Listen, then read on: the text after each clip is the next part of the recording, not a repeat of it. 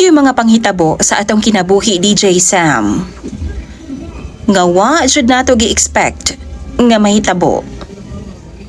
Sama nako, wa ako magdahom nga mawad-an kog pamilya tungod lang sa kairesponsable sa ubang tao. Mayong hapon kanimo, DJ Sam. Tawagan na lang ko sa pangalang na Nef. 58 anyos na ko ug nag-inusara lang sa kinabuhi.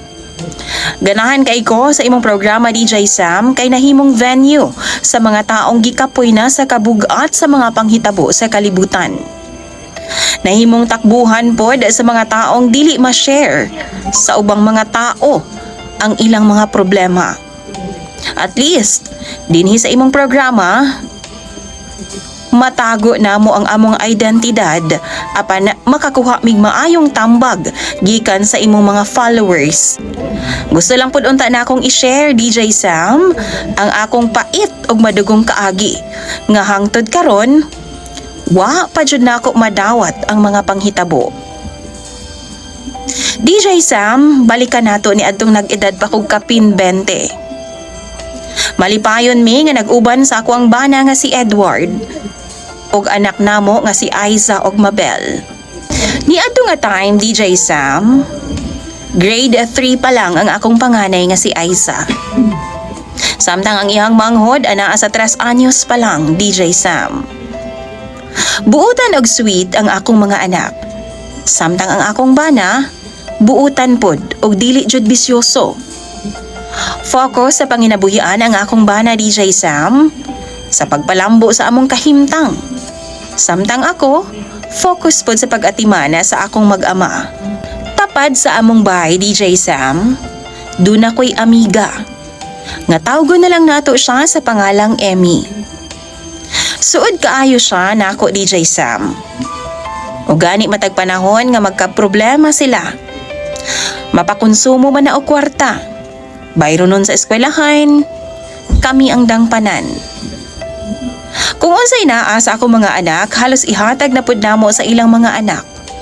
Kay lagi, ninang og ninong man pud mi sa akong pares sa ilahang tulo ka mga anak ni Emmy. Ana na ka-solid ang relasyon namo nga pamilya, DJ Sam. Apan one time, nagkasinabot mi sa akong bana. Napansin naman gud namo, DJ Sam, nga halos sa amua na tanan gasalig sa ilang panginahanglanon sila si Emmy. Naapod mi mga responsibilidad og future nga ginapag-ipunan. Na-realize namo, DJ Sam, nga na-spoil namo ang pamilya ni Emmy. Tungod kay mataghigayon nga makakwarta sila, sige na lang sila glaag, DJ Sam. Sige na lang sila banding-banding, bisan asa. Bongga dinhi, bongga didto. Apan pipila ka adlaw human sa sweldo, sa amua na pod gapangayo o gayangungo sa ilang mga panginahanglanon. Mao tong nagdesisyon mi sa akong bana nga ipa-feel pod namo sa ilaha nga mahutdan pod mi og daghan pod mig priorities sa kinabuhi. Wa jud ko masayop, DJ Sam. Tungod kay human na makita og mabalitaan namo nga galaag-laag sila human sa sweldo. Nidangop jud tuod sila sa amua. Kay daw putla na daw sila kuryente. Manghiram daw sa amo og 2,000 pesos, DJ Sam. Og dako na ng kantidad gani adto. DJ Sam, gusto lang na akong klaruhon. Nga kung tinudon siguro na mog lista ang ilang mga utang sa amoa. Pila na kahakapada sa yellow paper ang mahurot. Wa gyud isa na bayran, DJ Sam. Mauto nga tay may balibad ko og akong giingnan si Emmy nga duna mi kwarta. Apan lagi pangkonsumo ra namo hangtod katapusan.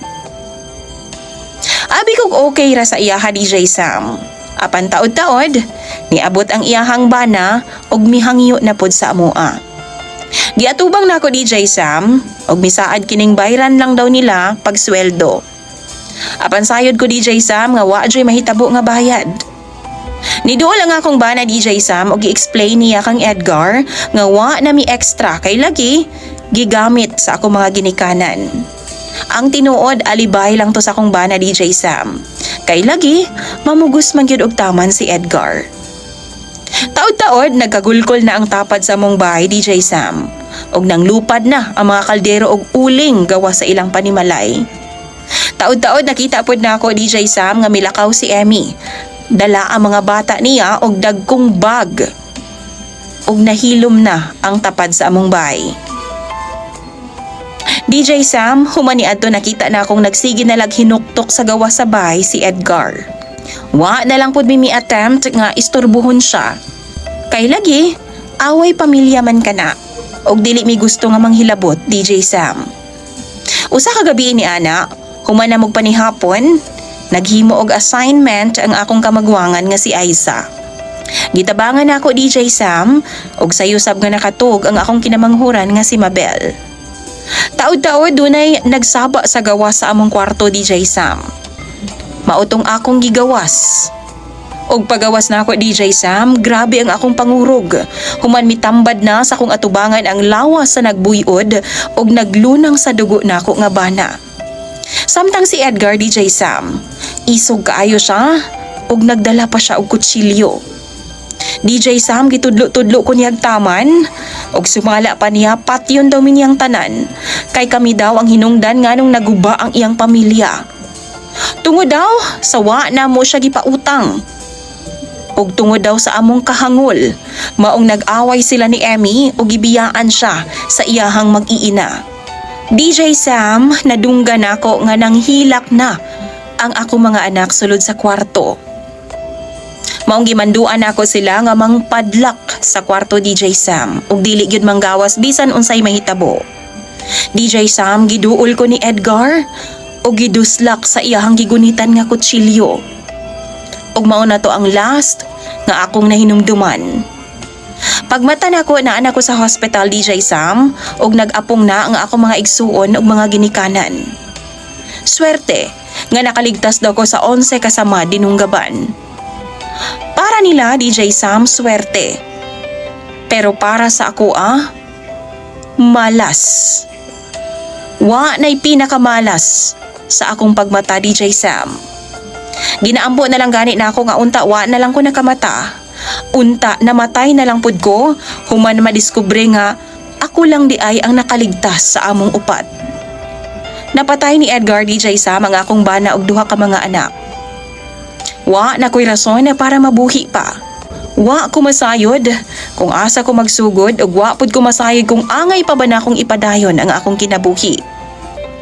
Napriso si Edgar, DJ Sam, pero dili pa na enough aron nga mabayran niya ang iyang gibuhat sa akong mag-aama.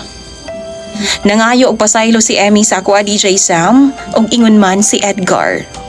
Pero para nako, para unsa pa? Mabalik pa ba sa sorry nila ang kinabuhi sa akong pamilya? Wa midautan nga gihimo nila, DJ Sam. Kaayo ang among gibuhat sa ilaha, pero kasakit ang ilang gibaw sa amua. Wa jud na ako mahatag sa ila ang kapasayloan nga ilang gipangayo, DJ Sam. Diyang nibalik ang kusog sa akong lawas, gibaligya na ako ang among bay, og mipalayo ko sa among lugar. Nidayo ko sa lugar nga way nakailan ako, DJ Sam, og dinhi ko magpaalim sa samad sa akong dughan. Ni pagmensyon sa lugar nga among pinoy-anan kani adto, DJ Sam, di ko gustong makadungog. Tungod kay mura ko gidunggab pagbalik sa makadaghang higayon. Sakit kaayo hinungdumon ang akong kagahapon, DJ Sam. Hangtod karon halos kada gabi pa kong ginabangungot. Og maghila ko inigmata nako nga makahinumdum ko sa akong pamilya.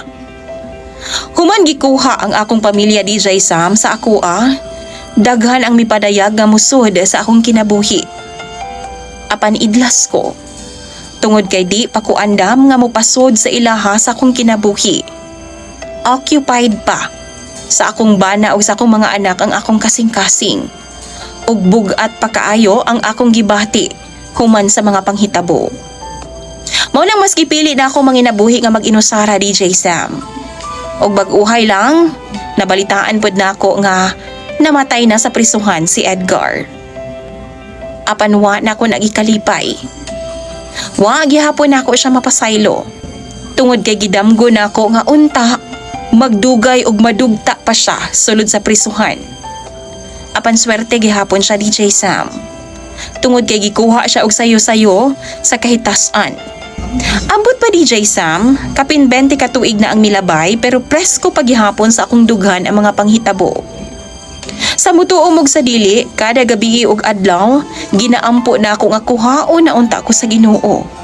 Tungod kay dili na ko gusto nga mag-antos pa ning kalibutana. Tinuod na, adlaw-adlaw sa akong kinabuhi ning kalibutana DJ Sam, pag-antos ni para nako. Tungod kay wa na nga akong pamilya. Munang sa mga tigpaminaw og tigtanaw ning programa ni DJ Sam, pili adyo ninyo ang mga tao nga hatagan sa inyong kaluoy og pagsalig. Kay usahay, dunay mga tao nga way igabaws. Gihatagan na gani nimo sa tanang kaayo, apan traidoron lang ka sa katapusan. Mo na makaingon ko nga kung wa pa na ako gipasud si Emmy sa among kinabuhi, kung gina-ignore lang unta nako sila kaniadto. Kung wa pa ko makipagsuod sa ilaha, basin buhi pa ang akong pamilya. Apan lagi, wa may pagmahay nga mag-una DJ Sam. Maunang kamo, ayaw pagsalig kang bisan kinsa. Dagan kayong salamat DJ Sam sa pagbasa o paghatag pagtagading akong gi-share nga kaagi nimo. Unta, makuhaan po nig leksyon sa upan. Og pinaagi sab niini, nakapagawas ko sa akong gibati og migaan-gaan ang kabugat nga akong gibati karon. Imong follower DJ Sam, Nanef.